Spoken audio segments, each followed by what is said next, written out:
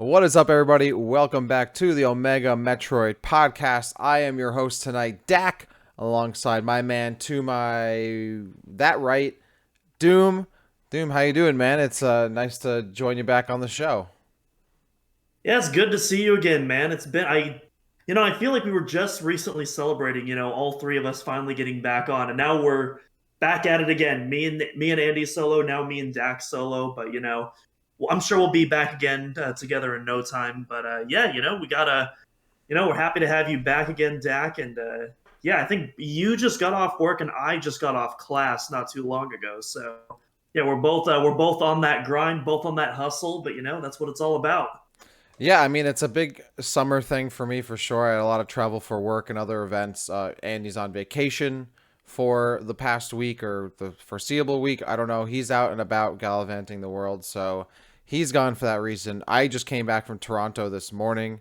I was in Chicago last weekend. I was in Myrtle Beach the weekend previous. So I've been jet setting a little bit myself, but the summer has pretty much come to an end. So um, we'll be, taking it a little easy in the coming weeks. And honestly, I don't mind that because I like flying, don't get me wrong, but like back to back to back weekends in airports, I'm over it. I'm good. I just want to hang out at home, play some games and chill and talk I about Metroid. hate flying. I hate Really? flying so much. Yeah, I'm definitely not a heights guy. I Oh, can do it. I can survive it. I don't need to take heavy medication or anything, but it's just I prefer to be on the ground. I am not like Falco. I do not, in I fact, knew this was going to prefer the be, air. yeah, I knew this was going to be a reference to that.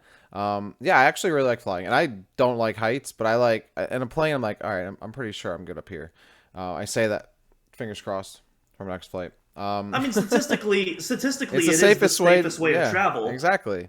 but it doesn't Um, feel safe, even though objectively it is. Yeah. Well, what is safe to say is that we do have a fantastic, or at least hopefully a pretty solid episode of the Omega Metroid podcast coming y'all's way. Today, we have something that I don't think we've done on the show specifically. We've done stuff similar to this, and I know we just did like a Q&A recently. We have an episode in in the chamber for next week. So next week we're going to be jumping into another mapping Metroid, and we're going to be going into the frigate Orpheon. So this will be a follow-up to our Talon Overworld mapping Metroid that we did about a month or so ago. So if anyone's looking to the follow-up for that, that'll be next week. Today, because there's just the two of us, and we were like, what are we going to do? What should we do?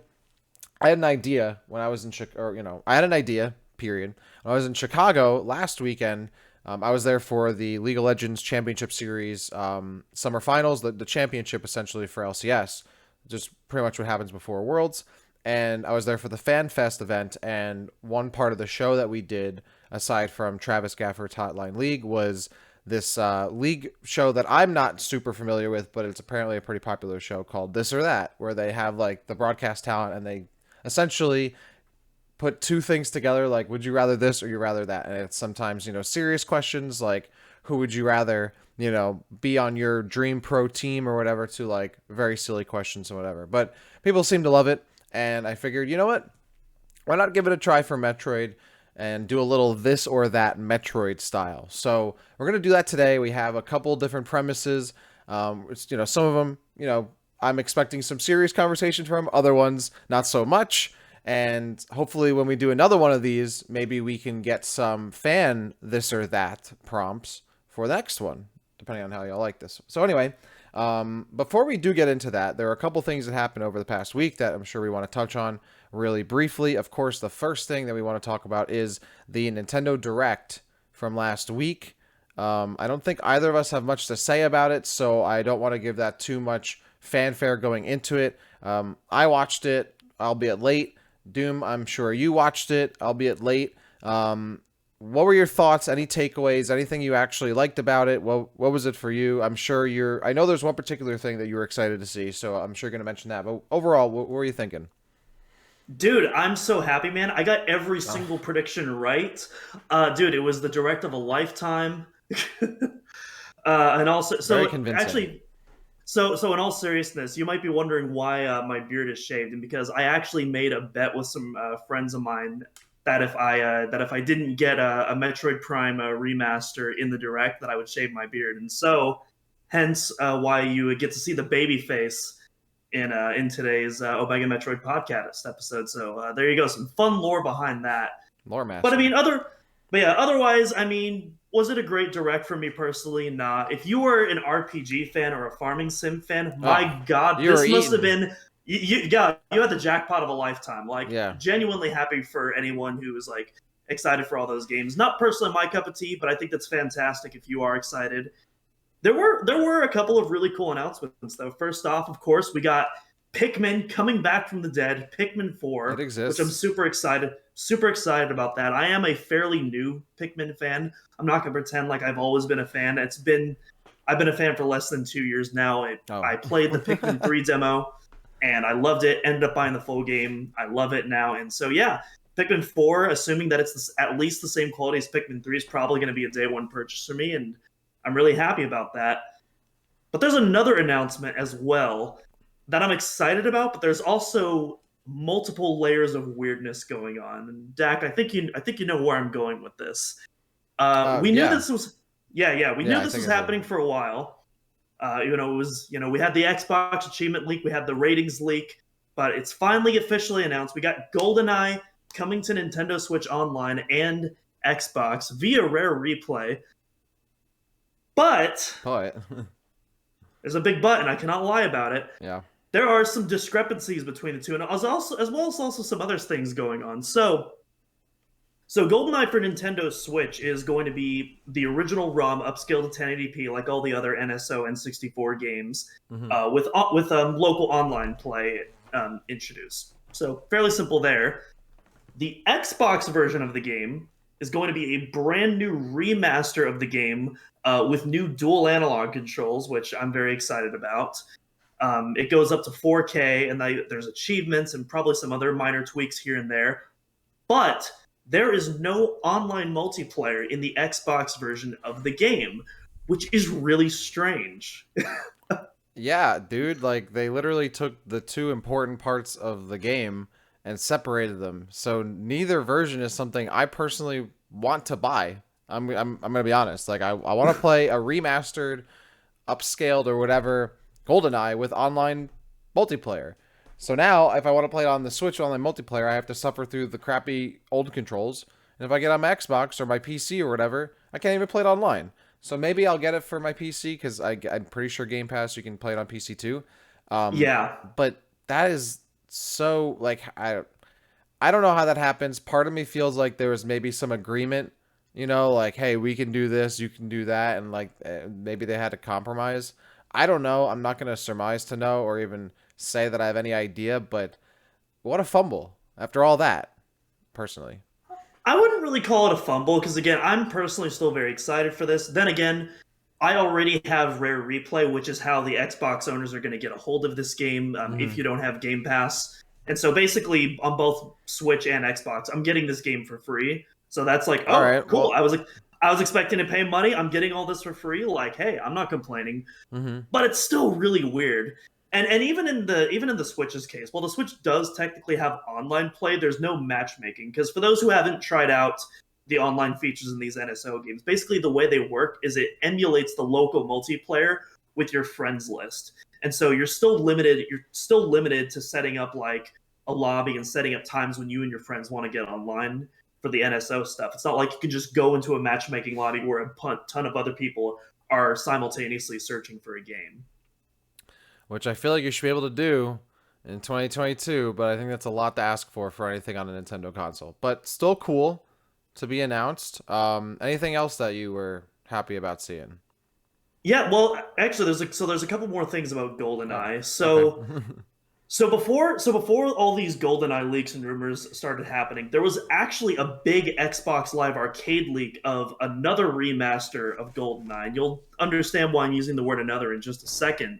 But basically, this was kind of like a Halo Anniversary style 007 remake. Not quite on the same level, where it looked more like a GameCube game than like a modern title, but still a huge improvement over the N64 original.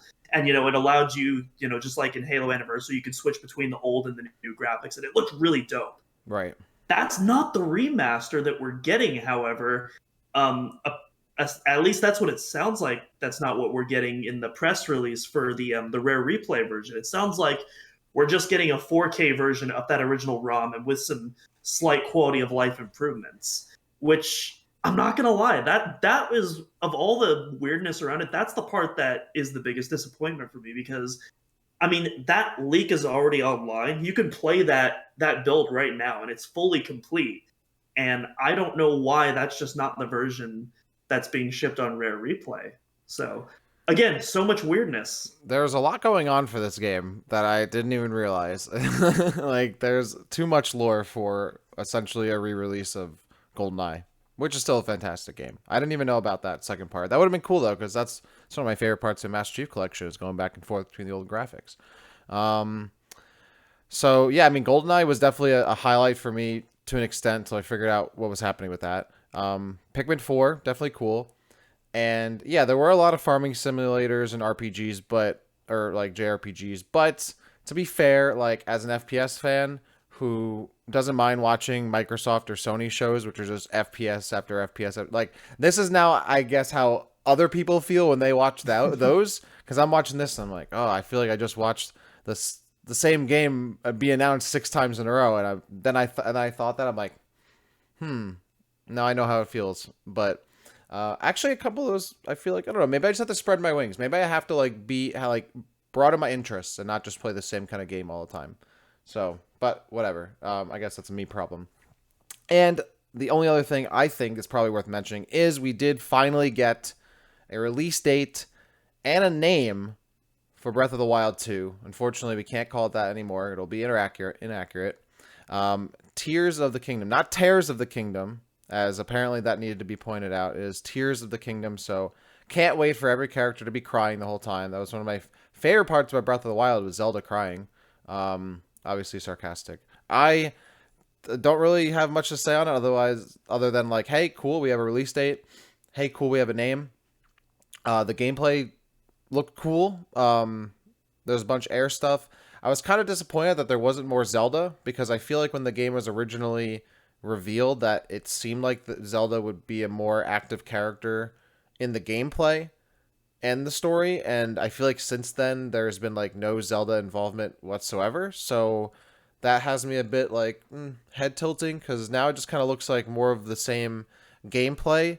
But really for me, what I'm looking for in the Breath of the Wild sequel is more story and some different stuff, and if it's just like the same map with like slightly upgraded gameplay or like a couple new, features, I don't know if it's going to really appeal to me. Like, I really, like, there was no plot or story in Breath of the Wild. Like, that's what I want from this.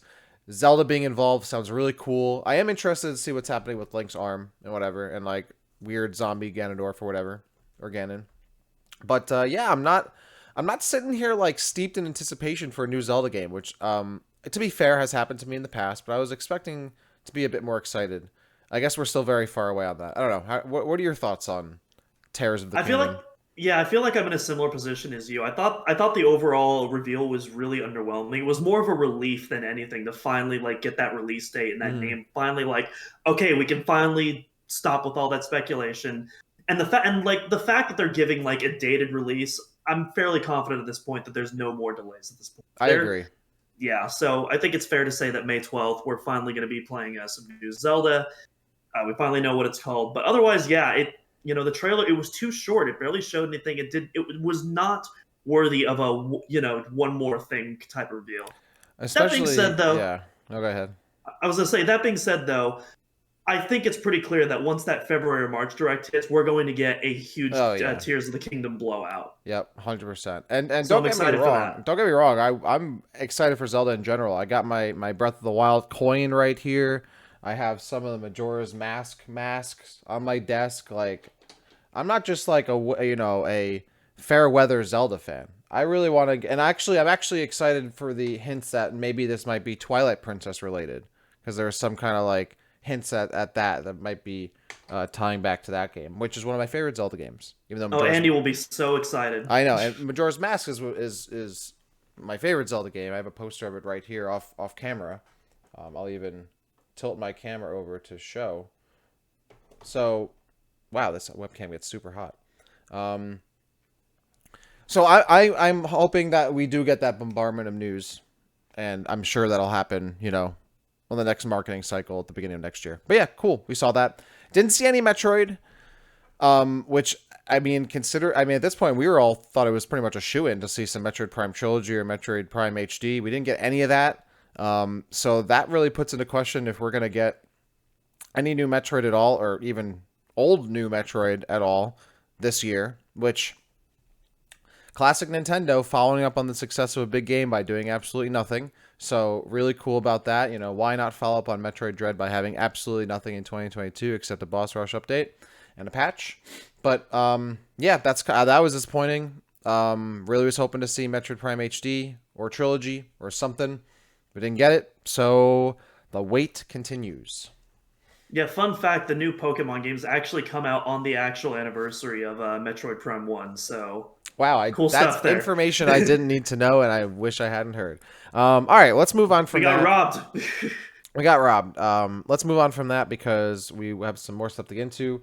Real quick, another big gaming news thing that happened recently, GTA 6, which has apparently been in development for almost a decade, following up on the massively successful GTA 5, one of my favorite games of all time, and put a lot of hours into that, which has been countlessly updated and added to. The online portion of GTA 5 has been grown incredibly massive, and Rockstar has milked the hell out of that, as they should. GTA 6 has been leaked, or at least assets of it and like videos and whatnot was leaked over the weekend or at the end of last week. I missed it when it leaked, to be honest. Like, I was not on the internet on my phone. Like, I didn't see any of it by the time I got around to checking some of it out. It had been like copyright struck.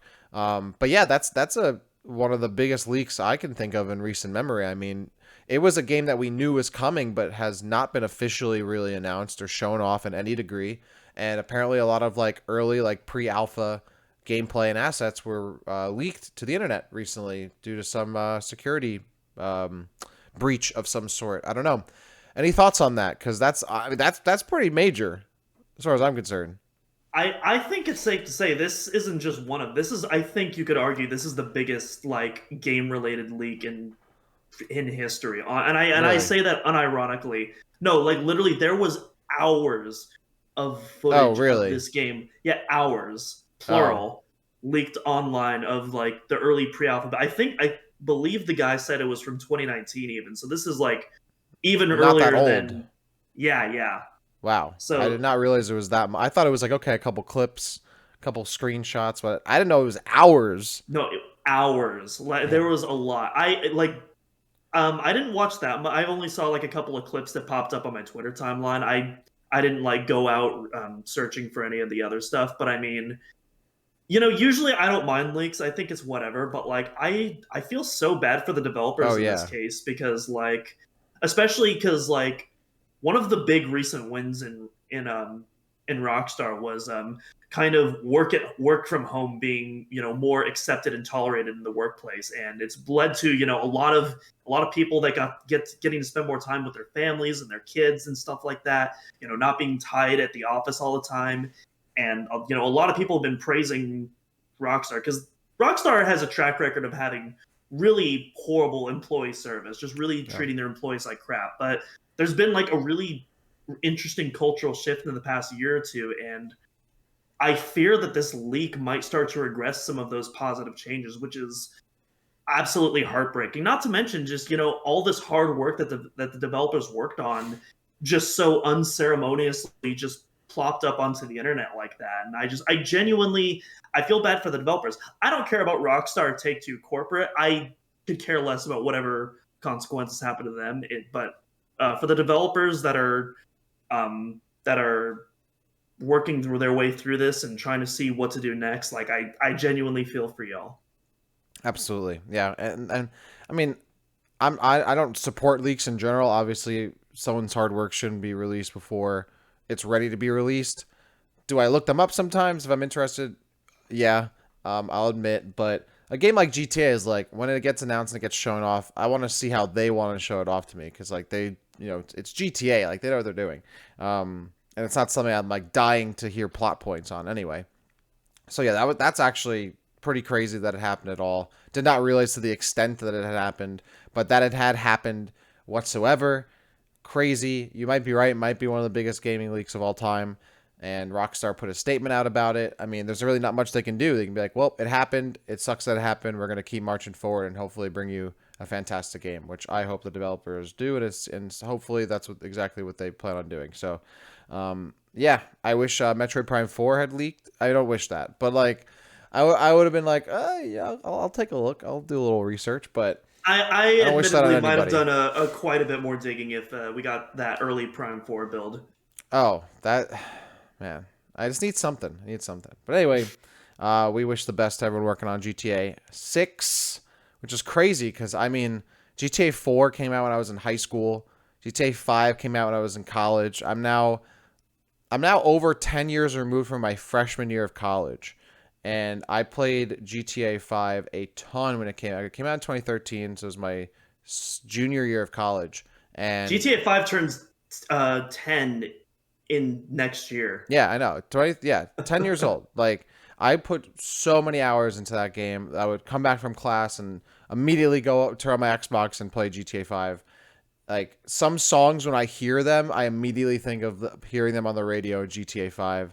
So it's such a very nostalgic, but also just a fun game. And it's crazy that there hasn't been a new game since, but it's hopefully going to be worth the wait. And hopefully these leaks don't hurt that in the process. But we'll continue to, if there's anything more to report, I'm sure we'll talk about that in the coming weeks. I'm sure it might not, but you do bring up the working from home thing.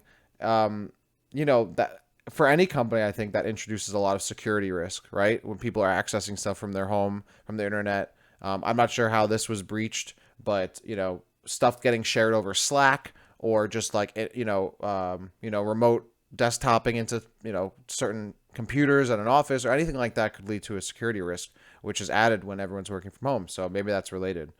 Unfortunately, double-edged sword, but hopefully it doesn't entirely hurt everyone's enjoyment of the game when it eventually comes out. Now that we've gone through the current events, it is time to play Metroid This or That. So we have a bunch of premises, prompts, some that are some pretty serious, well, not pretty serious, like, meant to be taken seriously as conversation. Others, not so much. We're going to go through them. I have some. Doom, you have some. I'm going to pick and choose from these, but what I'm going to do is whoever suggested the prompt out of the two of us, the other person will answer first. So for yours, I'll answer first. For mine, I would like you to answer first. And we're going to do this or that. Would you rather, one or the other? It's pretty much that kind of thing. And we're going to jump right into it with the first one that I have on my list. And I'm going to go with, I don't know, should I start off serious or not serious, Doom? What do you think? This or that? That's my first this or that for you. Serious or not serious? I'm gonna go unserious. Let's start this off mellow and chill. Okay. Mellow and chill. All right. So if that's the case, I'm actually going to go with, if you were a wrestler in the WWE, which song would you rather have as your entrance theme? Rundus's theme or Ridley's theme? Boom. This or that. I was literally just thinking of that question just now. I was hoping you'd ask that. Ridley's theme, obviously. Ridley's Duh. Okay. I'm gonna hit you with a twist here. I'm actually gonna go with Rundus's theme. I think Rundus's theme works better after having listened to it as an intro, like an entrance theme, than the Ridley theme. Yeah. Dak, if you're being held hostage right now, blink twice. I'm serious, man. I know you'd think that. I'm sure if Andy comes back and listens to this, as I'm sure he will, he'll be like, okay. But yeah, I think the Ridley theme is a great. I mean, they're both awesome boss and battle themes, but the Rundus theme specifically has, I don't know, just it feels like it has more of a progression to it, and it does. And I think the Ridley theme feels like it's already like. The action's already happening, right? You jump into the battle, it's already happening. With the Rundus theme, I feel like it has a little bit more build. It has something that I think fits the aura of entering a fight rather than already being in it. So that's why I went with the Rundus theme. And I think it's, I mean, you can't go wrong, but you picked that, I picked this. I picked the Rundus theme for me. Yeah. I'm shocked. I know. I'm starting to question if I'm really speaking with Dak. I know, man. We'll have to do some testing later. I know, man. I know it's a curveball that people weren't expecting, but it is in fact what I think. Let me hit you with what are your this or that's, and I'm actually gonna answer it first. Well, you have your list. How about this? You pick one since you have it in front of you. I have it in front of me, but you can pick from yours. All right, gotcha. Well, I have less this and that's than you do, That's so I fine. think it'll be a little easier. Do you want me to do a more serious one, or do you want me to do another one of my You jokey can do ones? whatever. Do whichever whatever you're feeling the vibe is, man. I'm gonna let you your discretion. Okay, well, we just did a little unserious one. Let's get into more. That was a Let's get into serious more one. serious. That was a serious one. No, go ahead. Now, Go ahead. we'll get. I think I want to hear you because I know you got a lot of thoughts on this one. I believe. Would you rather Metroid 6 start a brand new story from scratch or incorporate previous elements already explored? Well, this is something we've talked about on the show a bunch. I don't know if you can really do a new Metroid game like without incorporating at least some elements from the previous games, right? Like I feel like the Chozo will still be involved somehow. Samus obviously will be involved somehow. But if I'm gonna take it, Ridley I would hope comes back somehow. Maybe the X Parasites or even the Metroids somehow, somewhere come back. But if I'm going to take your question at face value, would I rather start a brand new story from scratch or incorporate previous elements already explored? I'm going to go with brand new story from scratch. That's what I'm going to do. I think one problem I had, well, I had a bunch of problems with Dread, but Dread like forced this like this is the end of the saga thing all of a sudden, which I never felt that. I never felt like the sequel to Fusion was meant to be like the end of the current story arc. And to be honest, I feel like the current story arc feels very much built on the Chozo memories from Samus Returns and then Dread with some elements of Fusion in it, really. So I feel like it was a very abrupt story in that way. But there are many different ways to interpret that. One thing that I didn't like, again, of many things, was how it kind of just changed my perception in a way that I didn't really enjoy of things I understood from Metroid, like the whole how Chozo DNA works and like good and bad Chozo and like like that kind of stuff just kind of took away so much of the mystique and interest I had in the Chozo. At this point, completely wipe the slate clean. Give me something new. The only thing that needs to be consistent is Samus, and if Ridley can come back, that'd be dope. But just have Samus, have her confront a new threat with new places, new weapon, even new weapons. I'd be down for. Like I think at this point, I would be down to see what whoever takes on Metroid can do with an entirely new and original story or elements, which is very difficult to do, of course, and has not always been done well in other franchises. But that's what I would be interested in. That's what I'm going with. What about you? Yeah, so I'm kind of either or on this. I think You got to my pick this or that. You have to. That's the game. You got to pick. You got to well, pick well, one. But I'll let you. I'll I know let you. I know I got to pick one, but let me Yeah, I'll, explain I'll first let because you. I'll let you. Yeah. I think we both share a lot of criticisms toward Dread's story for sure. But I think my biggest thing that I have with it is just the overall lack of consistency in the storytelling. Because as much as we don't like Other M very clearly hints at a certain story arc throughout that's also very much teased in Fusion. And some people could say like, "Oh, Fusion was a Oh, mistranslation," yeah. and it's like aspects of it were, but like it was still hinting at something larger that was again very much confirmed in Other M. And to not have those payoffs rewarded in Dread, it feels empty. It feels hollow. I'm It first in line to feels agree with that, man. 100%. yeah. Again, it's not consistent. And so my big thing is regardless which direction Metroid 6 goes in, whether it does incorporate, and it doesn't even necessarily have to be like with the Galactic Federation subplot, but if it does incorporate any type of previous element, just maintain that consistency throughout the story until those threads have been fully explored.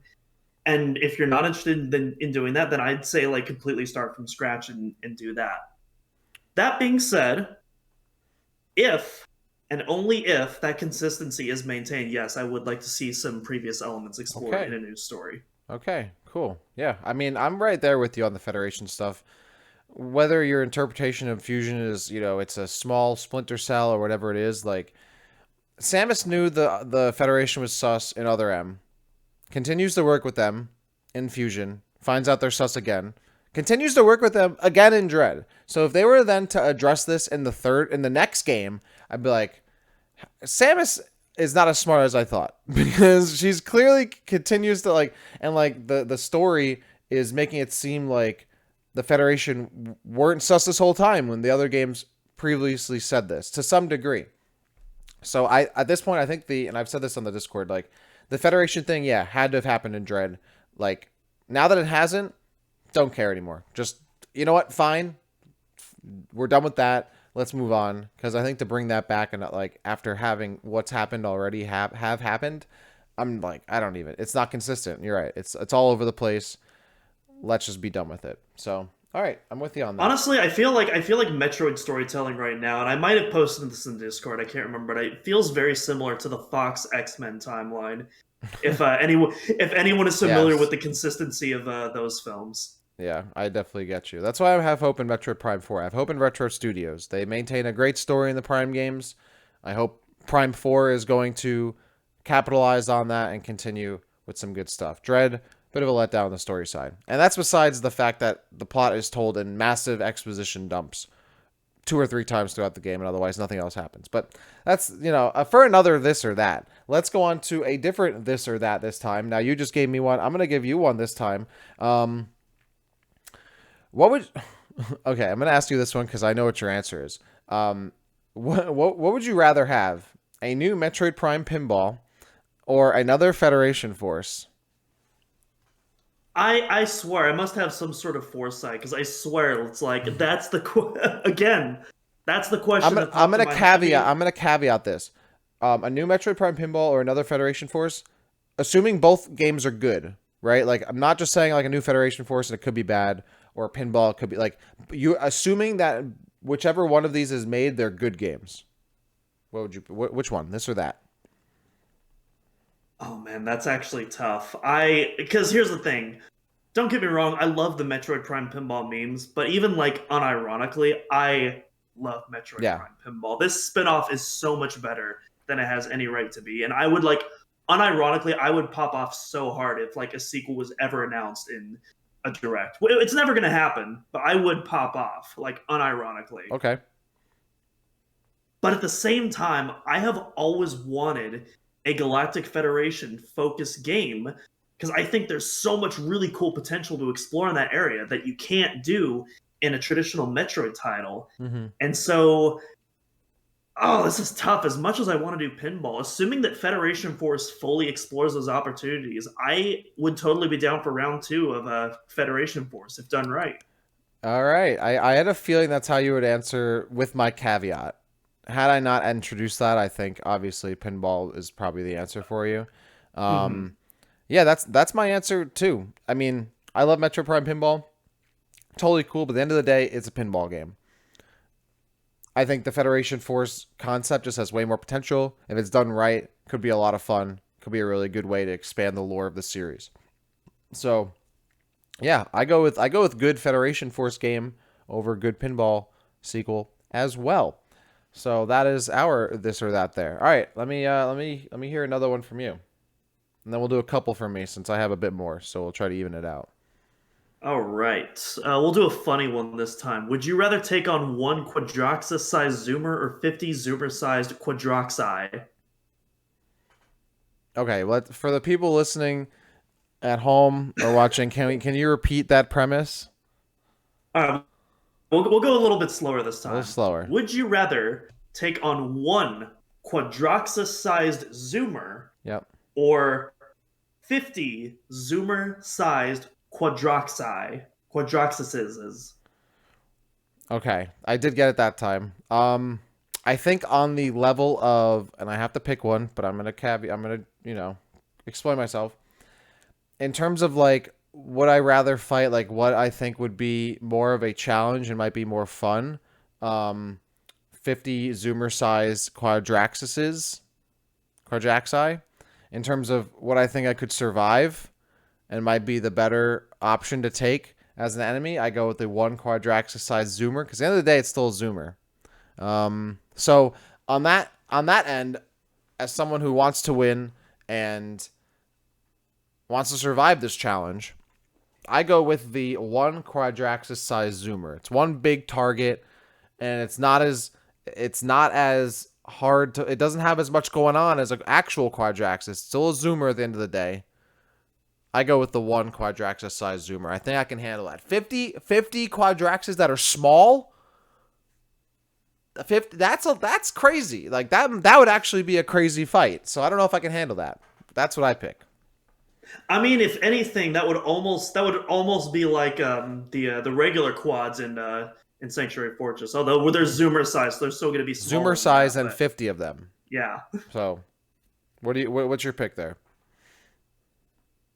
that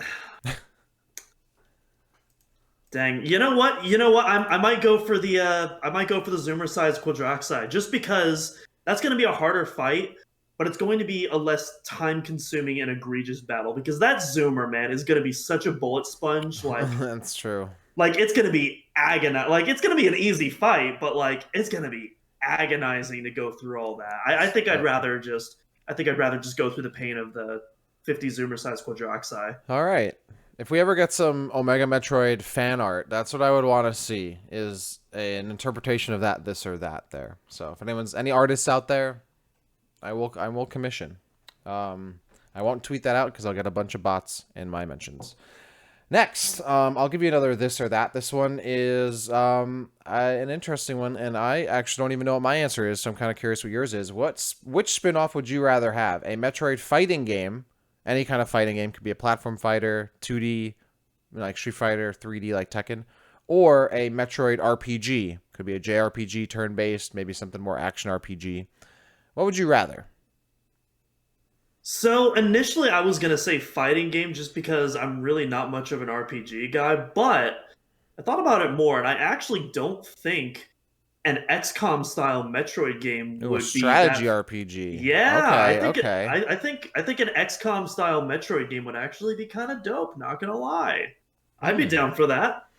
This I'd one, play I it. think this is one of my hardest ones. This is such a hard decision for me because I wanted a Metroid fighting game for so long. I still remember seeing the original Other M trailer, and when Samus was doing the fighting moves, it was like, yo, is there like a fighting game like side game in this? Like this looks dope. And I've always thought like Samus would be really cool in like Tekken, like when she could like roll in and out like on the 3D plane in morph ball mode, like or Nintendo characters like Link or Samus, or like DK would be sick in Street Fighter if they ever did a crossover like that. I've always wanted a Metroid fighting game. But a Metroid RPG, like an action RPG would be sick. A strategy RPG would be so sick. Even like a classic turn-based RPG, like a Final Fantasy or Chrono Trigger type Metroid game, and just like that goes way into like the lore and like has these awesome settings and music and like just a classic RPG experience. I think this one's hard because I love me a good fighting game, but I think a Metroid RPG would low key go super hard, and I agree. A strategy RPG or maybe an action RPG in some kind of way, and just like a classic like turn based game, like just like even if you like went like the new like 2D HD pixel style that they have for some of these new some of these RPG remasters or new ones like Live a Live. Well, that's a remake or remaster, whatever. Slightly off topic, I actually low key think that 2D HD style would be perfect for a theoretical Super Metroid remake. I think that's the Ooh. way you go if you ever remake that. That we should talk about that more on the show because I think when we think about remasters or remakes for Super Metroid, we kind of assume it would be like a Metroid Dread or Samus Return style, but Yeah. that's actually an interesting idea. I kind of I like think that. I think Fusion could look a lot like Dread, which it would make sense because Dread is heavily influenced from Fusion's gameplay. Mm-hmm. But yeah, for Super Metroid, I think you just lean into that because I mean the pixel art in Super Metroid is already so beautiful, Mm-hmm. and I think reinterpreting in that like gives you the best of both worlds of modernizing it while still retaining that classic feel. Yeah, I 100% agree. I think a 2D HD Metroid, whether it's a remake, a remaster, an RPG, or whatever, would go super hard. I'm gonna go with that. I'm gonna go with the RPG, and I also agree a 2D HD Metroid game would be pretty sick. Wonder if we'll ever get that. Um, looking at my list of this or that. So let me hit you with another this or that right here. Which would you have rather? Okay, which would you have rather have happened? A Metroid game that came out on the N64, or Other M never having been released? Which would you rather? Think about the historical implications of this for the franchise. So would you rather a big Metroid game coming out for the N64? Other M still happens, but Metroid gets its time. There isn't the big drought between Super Metroid and Prime and Fusion. You potentially the franchise like gets way bigger because it had a big N64 release like Super Mario did and Zelda did and Pokemon, all that stuff. Or you don't get that, but you don't have the damage that Other M does 10 years later. What do you, this or that? What do you pick? So I need to ask a clarifying question first. When you say Other M never happens, do you mean that there is no Metroid game released at that point? Or is this theoretical Metroid game? Or maybe it is Other M, but it's the good version that the majority of the community likes. The Other M that we know now does not happen. So a good Other M might happen, or another Metroid Wii game might have happened, but the Other M that we know now in this timeline does not happen. Gotcha. In that case, I'll take Other M never being released, since there is a game replacing that the community does like. There might be, there might not be. You know, I don't know. Like there. Well, that's the thing. If there's no game replacing that, let's say there's no game replacing Metroid 64. It. Okay. Huh? Let's say there's no game replacing it. Let's just say Other M doesn't happen. Maybe a game comes out on the Wii U or something, but like the only Wii Metroid game is like Metroid Prime 3. Well, and yeah, then in that case, I'm going Metroid 64. Then that's going to be my pick.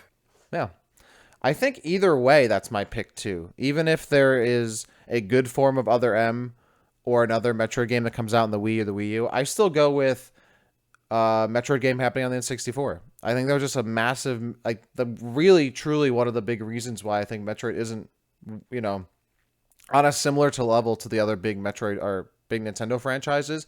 To be fair, I don't think this would have guaranteed it being the size of Zelda or Pokemon or Mario or whatever, but that just not having a game come out for 8 years, right? 8-9 years on a system, especially on the N64, that could have definitely had a Metroid game happen. Like, I still don't see how it didn't, considering Metroid Prime ends up with like the lock-on targeting anyway, and like just having Z targeting, like do a third-person Metroid game.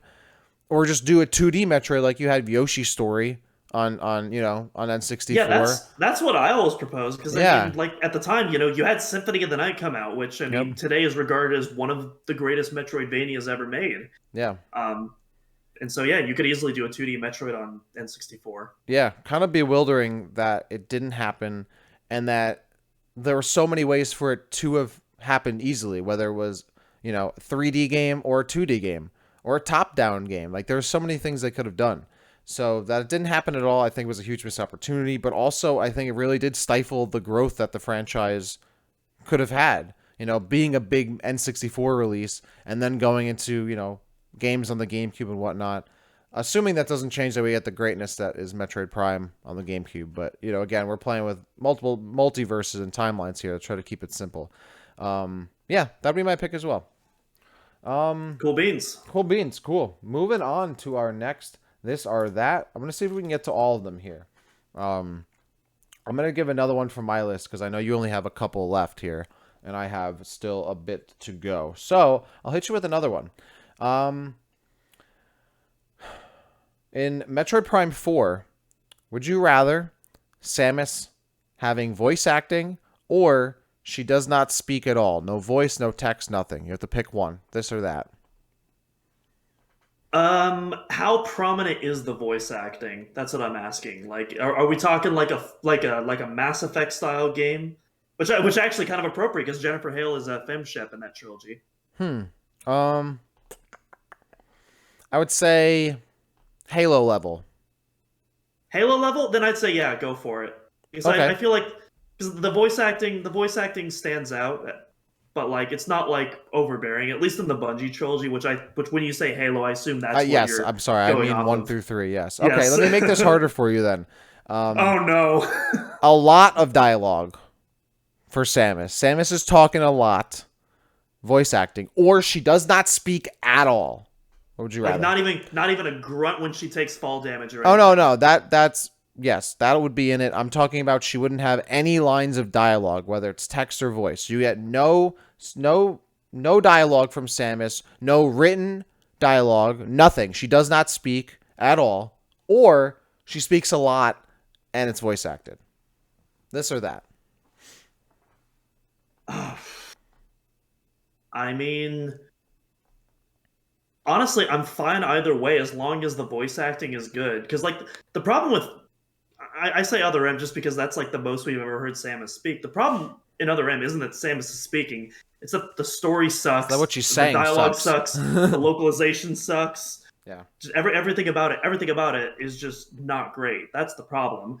So yeah, it really all depends. If in Prime 4 that like if if the voice acting is coherent, if it's acted well, if the script is good, then yeah, I'm fine with it. But at the same time, like, if it ain't broke, don't fix it. And, I'm fine with Samus not talking either. So I guess I'll go with that option just to play it safe. So you're gonna go with no talking at all. Okay. Yeah, I mean, I think obviously on the basis of like, okay, if the dialogue's good, the voice acting is good, then that changes things. But I think at this point to have a game that where Samus doesn't speak at all, I want to hear her speak. Like for me, Samus is not like she's not a character that is like like I can just like, oh, I she's her own person and character to me, right? Like it doesn't feel like I'm self-inserting myself or like I'm Samus or whatever. Like I'm very much seeing the game or story through her eyes, but she's her own character, and that's what I like about like Samus in Fusion, for example. She has her own thoughts and reflects on stuff. Master Chief in Halo, another great example. He doesn't say a lot, but he has his own distinct personality and has certain things to say that might be different from me or whoever, right? Whereas like Link, for example, in like some of the Zelda games, is very much a blank slate character, and you could, attribute some, yourself onto him a little bit. With Samus, I would like to hear what she has to say. So if that's a lot, I'll take that over nothing. So I'm gonna take the other. If you're taking this, I'm taking that. I mean, I agree, but again, be careful what you wish for because Other M certainly granted that wish, and yeah, that's true. But I didn't have but yeah, again, my problem wasn't that she spoke a lot. It's that what she had to say and what the story had to say was nonsense. If it's good, even if it's if even okay, if the dialogue is bad but the story is good, I still think I take the voice acting. I don't know. I just feel like it's weird to have Samus not say anything, like especially after she's spoken and other stuff. But she also doesn't speak in the Metroid Prime games previous. I think it depends on the context because I will say like her not speaking in Primes 1 or 2 I think is whatever. There are several moments in Prime 3 she where should it feels like I agree. Where it feels like she should be speaking, and it's just that's weird silence. to me. That's my thing. Is that in Metroid Prime 3, like, I mean, even in Dredge, she says something, albeit it's in Chozo, but she speaks and she has something to say. Fusion, she's talking to herself a bunch in that game and is talking back to other people. For her, like, especially in Metroid Prime 4, for her to like say just nothing and just like look and have reactions, I don't, that would be kind of, I'd almost rather her have some dumb monologue about, I don't know, the baby or whatever. No, all right, never mind. I won't. I was about to say, I don't know. I'm trying to think. Don't you pull it on me, Ricky Bobby. Don't you put that evil on me. I was trying to think of like, what does she want to talk about? I'm like, that is what she wants to talk about, unfortunately. Yeah, I'm still gonna go with voice acting. Okay. Let's see. I have on my list of this or that's. I have 1, 2, 3, 4 left, and you have 2 left. So let's go back to one of your prompts. You have 2 left. Give me one of yours. All right, let's see what we got here. I feel like this is going to be an easy one for you, as it's going to be an easy one for me, but it was the first one that I came up with. You can only take the flash shift or the slide in the next 2D Metroid. Which do you choose, Dak? Damn. This one's hard. Because I think the slide is like necessary now. But I love the flash shift. The flash shift is so cool. It's literally an air dash. I'm going to go with the flash shift. The flash shift is dope. I can't, as much as it would hurt to not have the slide. I've lived with the slide my whole life in Metroid. I think I can keep going. But the flash shift, now you've given me a taste. I can't, I'm hooked. So I'm going with flash shift. Yeah, I figured that's what you were gonna choose. This one, That's a hard one. there's so many different angles to take for this because the flash shift, in particular with the combat, it takes Metroid's combat to a level that it's never 100%. been to before. And Metroid, I feel like Metroid's always combat has always ranged from decent to pretty good.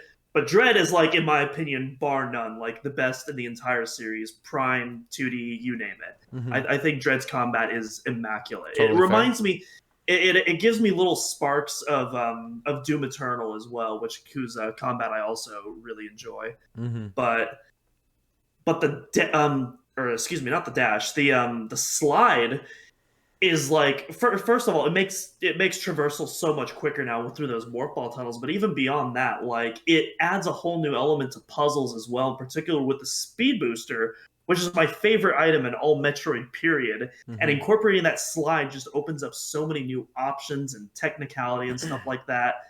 And so it's really coming at it from two different angles. Do you want to see that technicality continue to evolve with the slide, or do you want that combat side of Metroid to evolve with the flash shift? That's not to say that flash shift also doesn't come in handy with puzzles, but I feel like they very much incorporate both of these domains for the most part. But I think at the end of the day, I'm also going to choose the flash shift. Really? Okay. Painfully so. Yeah. Because man, am I gonna, much like you, man, am I gonna miss that slide? But like my gut feeling is telling me to go with flash shift on this one. But maybe that'll happen and I'll regret it. I don't know. It's a tough choice. Like now that I'm like vocalizing it out loud. Yeah, it's hard because it really comes down to, like, personally I think Metroid's exploration is still really good, but having that little like extra juice for combat just made the game so much more fun to play in Dread's case. But at the same time, like, Metroid does need to keep up with the times and continue to evolve its formula, and the slide does just that. But also the flash shift does as well. It's really, this is a stickler. I'm surprised that you didn't say slide, because I was definitely anticipating that, but I don't know, maybe I would regret picking the flash shift too, because the slide is really, it's like an integral thing now. Like we've talked about on the server a bunch of times, going back to, not having the slide is a pretty, tall ask. But I think that also is fine, because I've gone back and played Fusion since the Dread has come out, and I'm still enjoying it as much as I always have. But I think that just because, like, when I start playing the game, the pace of the game is different. I don't have the same expectations. I don't know. That's a hard one. I would love to hear what everyone else thinks about that. What do you think about, do you want slide or flash shift? You have to pick one, this or that. I think this is a good Metroid music in the future, perhaps. It is, actually, yeah. We should have to add that and see what everyone is thinking. Speaking of Metroid musings, I believe one of these prompts that I have is a Metroid musing that we did recently, but I wanted to talk about it anyway. I'm going to confirm before I just go off and say that, because I want to say that it is. I'm going to steal from Andy. Oh, it's not, actually. So recently we had a Metroid musing on should Metroid Prime 4 include more than 4 beams and visors. However, didn't last week y'all talk about having more beams and visors and whatnot? Yeah, that was one of the Q&A questions we asked. Okay, so I'm going to give you a this or that. Well, answered, not asked, but yeah. Right, yeah. Would you rather in Prime 4 have selectable beams or stacking beams? So for everyone who doesn't remember, Metroid Prime 1 and 2 have selectable beams. Metroid Prime 3 has stackable beams. They stack on top of each other. Previous 2 games, you select and you pick and choose and you go between them. Selectable beams or stacking beams, this or that? I significantly prefer the selectable beams personally. I feel like it adds more combat opportunity. I really like, you have some basic elements where it's like, oh, this enemy is red, you got to use the plasma beam. There's stuff like that, but there's also like way more deeper mechanics than that too, or not way deeper, but like less blatantly obvious mechanics. Like maybe you're in the snow area, that's your cue to like, oh, now it's plasma beam time. The enemy doesn't necessarily have to be bright red to match the color. But like I think Echoes in particular really explores this avenue in really cool ways, and there's even some unexpected like beam combos, like with the like with the dark pirate troopers, you would think like, oh, obviously I got to use the light beam, Mm-hmm. but it's actually way more effective to use the dark beam because of its freezing effects similar to the ice beam, and then just take him out with a missile after that. And so Mm-hmm. I really like that aspect of the swappable beams. And Prime 3, while there were stackable beams, you also had stackable missiles, which personally I think that is how missiles should be handled in the future. Keeping the missiles stacked up, but letting the beams still have their individual traits and properties, like in the first two games. Okay. Yeah, I'm always team selectable. I really would never want to play an FPS where like my guns just start stacking on each other and I'm essentially using the same weapon the whole time. That just kind of gets boring to me. Like imagine you're playing like any other FPS and that was the case. I feel like that just wouldn't be as fun. I think there's so much more, even if it's not a ton of added depth, there is definitely depth to like, okay, I'm going to use this weapon against this character, this weapon against that enemy, etc. And going back and forth, I think it's dynamic and fun. I know other people are like, oh, I don't like that. Like I just want to use the one beam, or like I hate switching back and forth. I don't mind that at all. I'm super used to it. And it gives you a lot more potential to, like you said, come up with different strategies for certain situations. And I also really think it opens up the game to potentially having, enhanced versions of weapons and different combinations and all, like we saw with the missile combos. If there were better versions and less resource heavy versions of those, it'd be great. And that's what I would love to see Metroid Prime 4 do. Introduce a lot of weapons, introduce a lot of visors, and let me mix and match all those different things and enhance them and whatnot, so I can play how I want to play and also discover new ways that I might not have thought of if the game just, didn't even give me the option to do so. I always like the options, and I will always be selectable beams. So that was my this or that. I think another thing in Prime 3 as well is that once you like fully upgrade your beams and you get the Nova beam in Prime 3, like it doesn't feel as OP as it should. You know what Yeah. I mean? Like there's definitely a few enemies in there where you can quickly one shot, especially like those cool X-ray kills, which are super dope. Mm-hmm. But like otherwise it always feels like it still takes more shots than it should be after you're getting, a late game upgrade of that caliber. Whereas like once you get the plasma beam in Prime, it's just like you are quite literally melting everything in sight. Yeah, and it still feels cool to use the other beams even when you've gotten the plasma beam, right? Like it's still fun, and you still have necessary means to use the wave beam and whatnot. So yeah, I'm definitely with you there. Let me give you another one of my this or that's. We're getting down to the final ones here. You have one more, I have three more. So I'm gonna hit you with one more of mine. We'll hit over to yours, and then we'll head over to my last two. How does that sound? Sounds good to me. Sounds good. All right, here we go. This is one we've talked about on the show a bunch, but quickly, I want to get you this or that. Which would you rather watch? So I'm talking about watching, not like what's better for the franchise. What do you think would be more well received? What would you personally rather watch? An animated Metroid TV series or a live action CGI hybrid feature film? So something like the Sonic movies where there's CGI characters and human characters or whatever. Which would you rather? Animated Metroid TV series or a live action CGI hybrid feature film? What would you rather watch? This or that?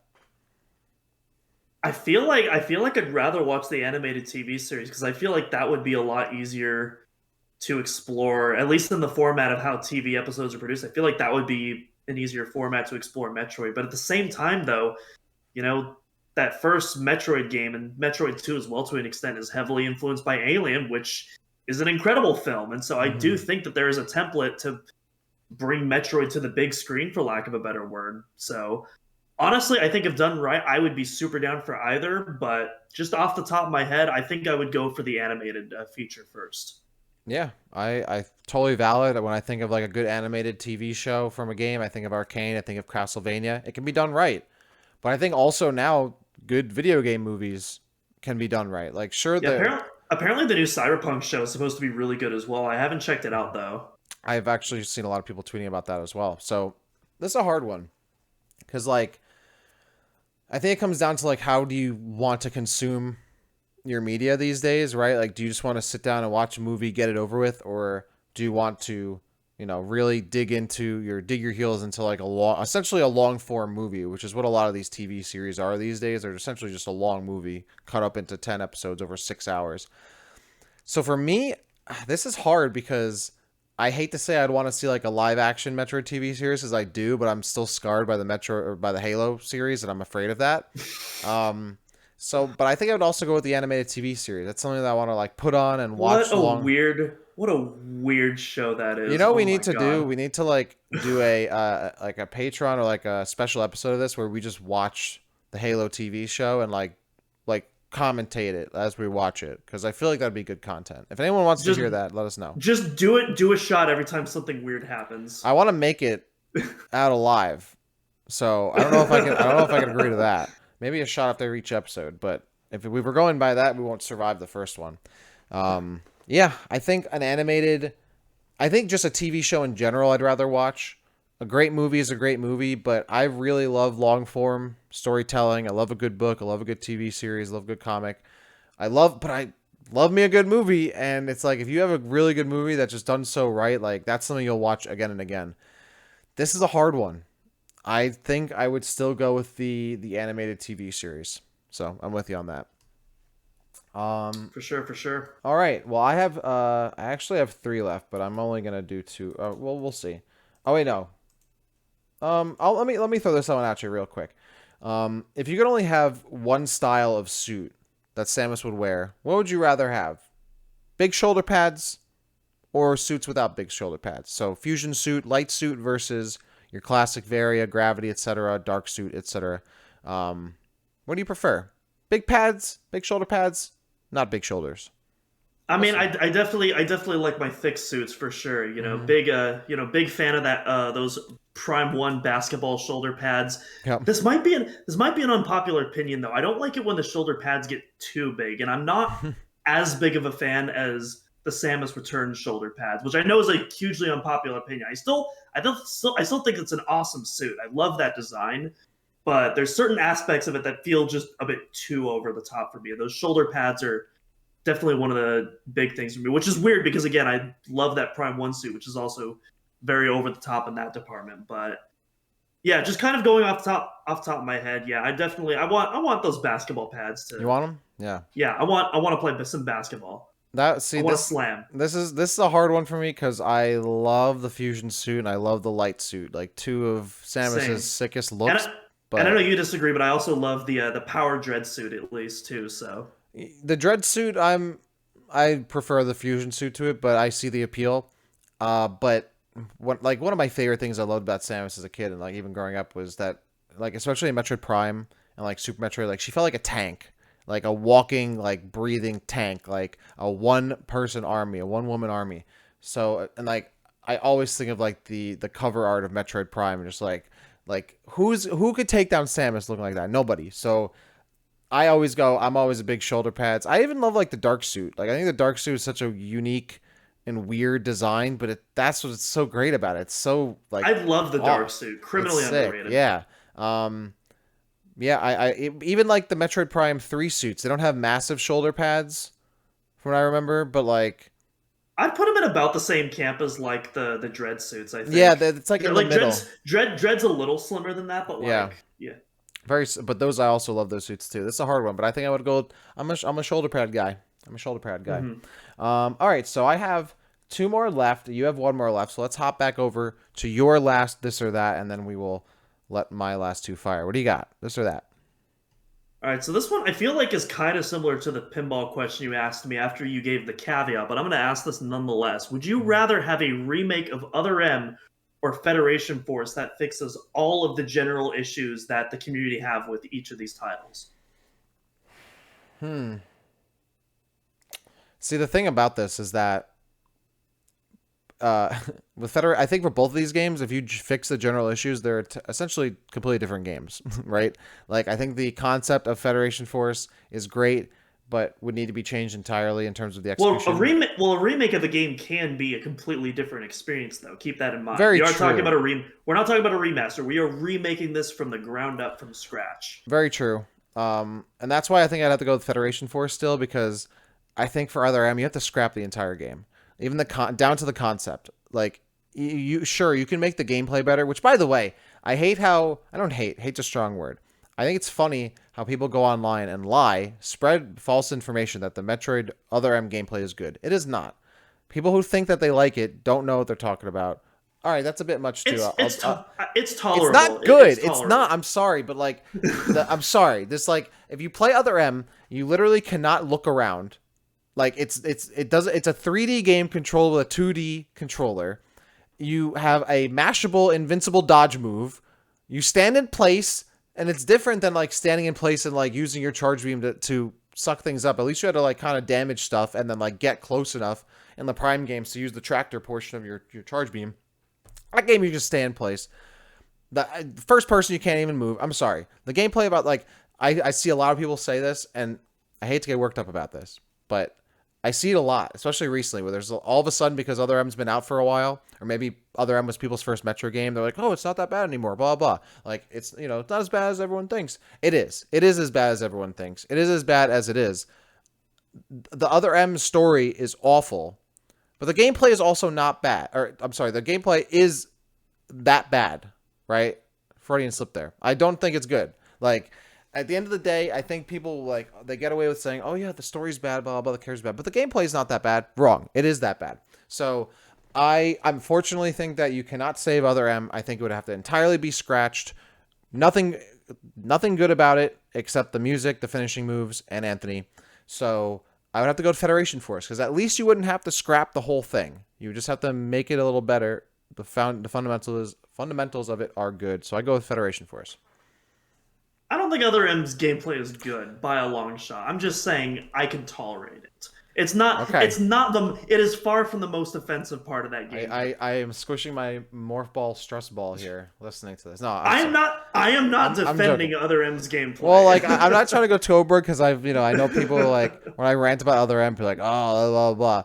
But so I tried to tone it back now, but I just see people post that sometimes. And I'm like, who are you fooling? Why are you lying to yourself? Play better games. Touch grass. Metroid Prime Hunters has better controls than Other M. I'll say that. And it's the better game, easily. Yeah, true. So what's your pick? Facts. So is it remade Other M or remade Federation Force with issues fixed? What do you got? I'm gonna remake Other M just to create some diversity in this. Honestly, it could be either or for me because on one hand, I think the final boss of Federation Force is so unbelievably offensive to Metroid fans. That final boss is like actually, I do not understand how that like got put into a game and nobody was raised their hand and like, hey, you think this might piss people off? Like no one said it. Just, but that final boss aside, like, Yeah, I feel like Other M has a lot more potential when rebuilt from the ground up than at least base Federation Force does. Okay. All right. We'll take that. That's your this. That's my that. All right. We got two more before we wrap up the show today. I'm going to hit you with the more serious one and then the less serious one. If you could only have, this is the second to last one. If you could only have one of these upgrades and not the other in the next 2D Metroid, or maybe 2D Metroids in general, the screw attack or the power bomb, which one would you take? You take one, you can't have the other. Screw attack, easily. Done. Yeah? Screw attack is like behind the speed booster, like my favorite item of all time.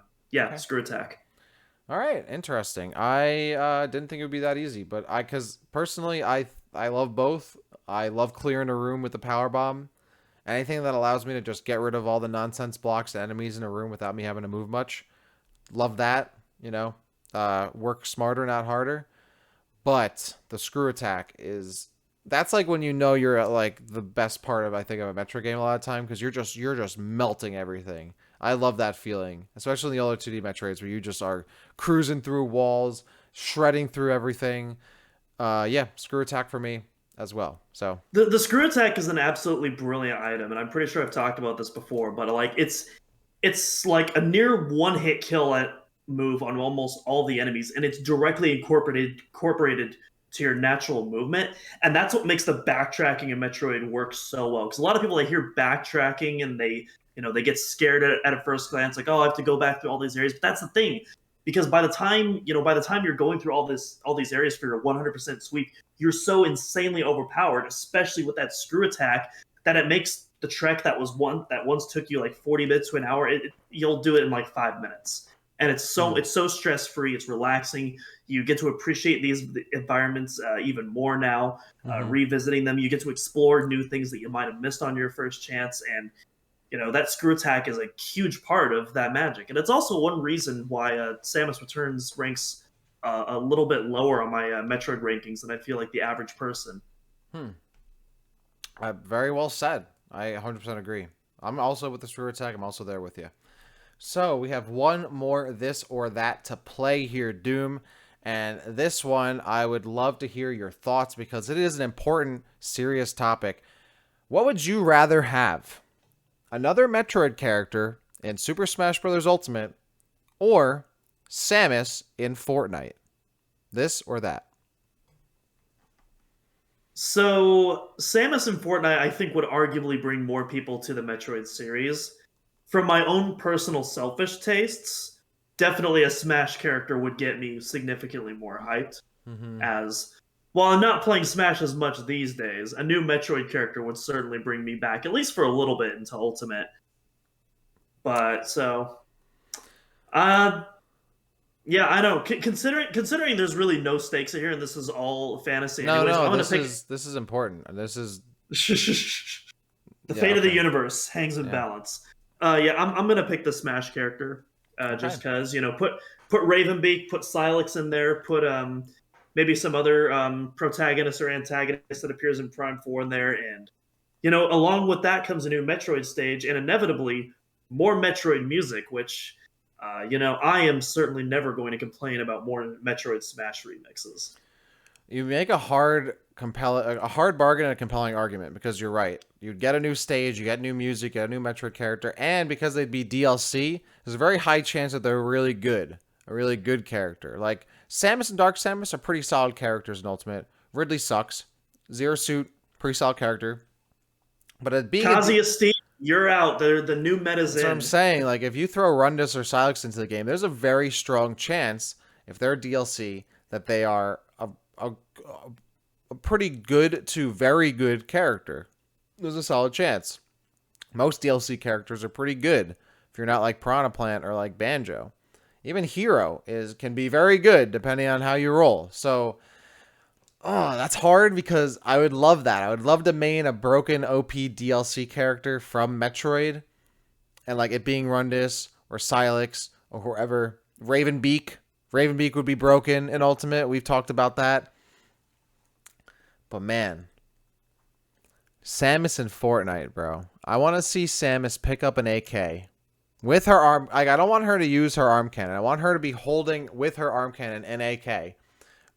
Fighting Goku and Thanos off the party bus, man. I'm sorry, but that's just something, I think that's what the culture needs. That would be a cultural shift, right? To see Samus fighting alongside whoever, Ariana Grande, bro. Like, come on. Like, that stuff that's what the people want. That's what I want. I as much as I would love another Ultimate DLC character and it be a Metroid character, Samus in Fortnite with like the power, like with the ship glider, maybe a new part of the map that's like Brinstar or something, maybe a Ridley glider or something. Samus in Fortnite, I gotta go with that. That's my pick. Samus Kamehameha's that's what I'm saying. From Rick and Morty. Exactly. And then does the gritty during the victory. I want to see Samus do the gritty. Okay, I want to see. You know what?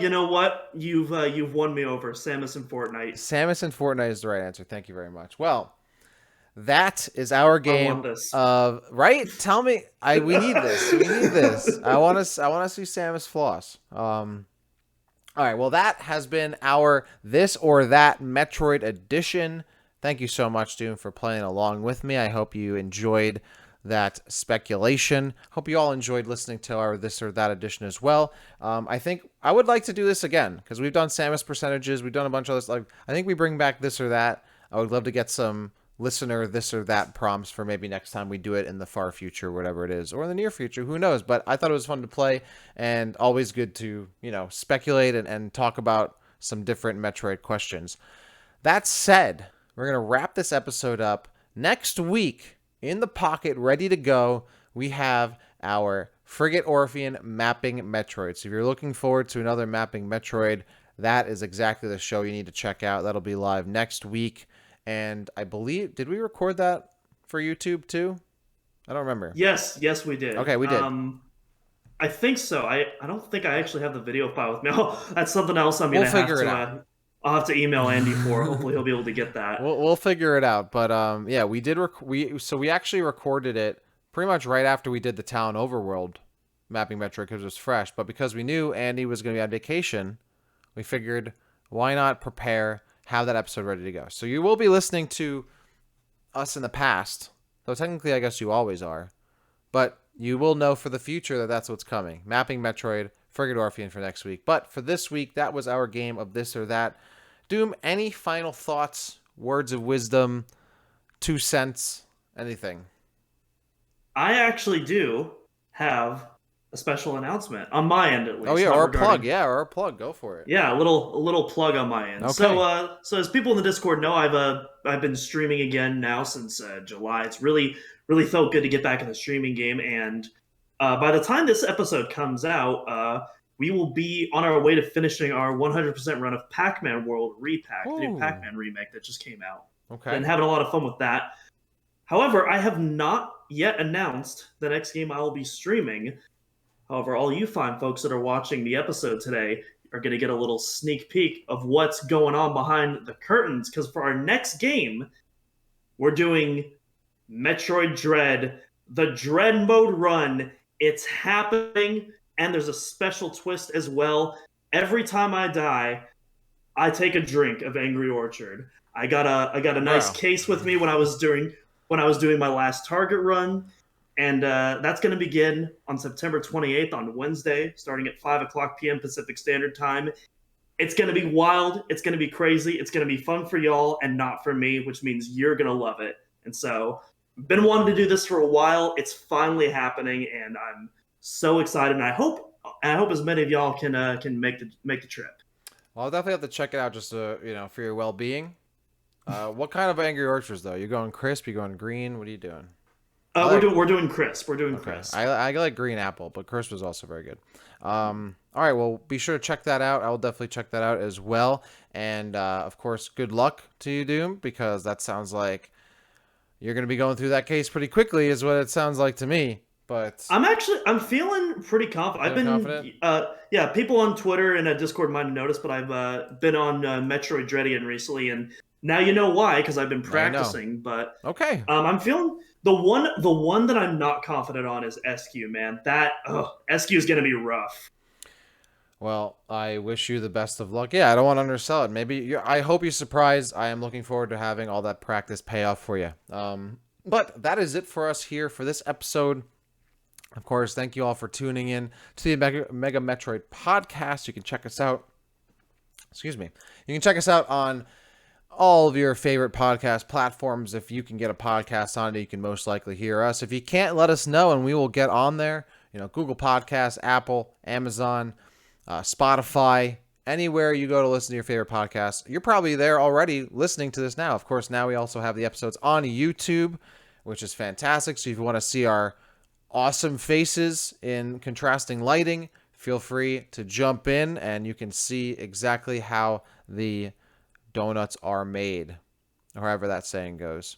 Aside from that, thank you all for tuning in, supporting us. Feel free to follow us on Twitter, where we talk about Metroid. Feel free to check us out on the Discord, where we're hanging out. We have a Patreon. I think that's it. We have a website, OmegaMetroid.com. That's a big one right there. So be sure to check all those things out. We definitely appreciate y'all for listening in, for tuning in, and for checking us out. It is the Omega Metroid Podcast, the only and best weekly podcast for Metroid around the world. Thank you all for tuning in. I've been Dak alongside Doom for today's This or That, and this episode of Omega Metroid, and brought to you by OmegaMetroid.com. We wish Andy a great rest of his vacation. We're looking forward to our next episode with him soon, and we're looking forward to seeing and hearing y'all again in the near future. Thanks for checking us out. Thanks for listening, and we will see you next time here on the Omega Metroid Podcast.